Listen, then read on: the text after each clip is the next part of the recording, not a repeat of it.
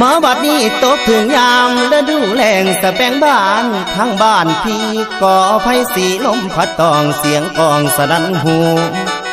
แสนคิดทอดยอดสู่ยามอยู่ห่างน้อไกลกันคุณแล้วสะแบงบ้านลมพัดปิ่นหมุนดอกลงพื้นสุดที่ฟื้นทนได้อุกภายในหัวใจพี่นางเอ้ยนางไงกูลาอายนี่หนพรบ่พรบอก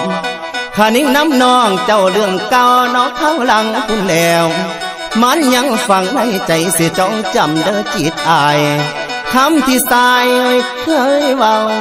ไว้น้ำสาวเบิดทุกสิ่งคำ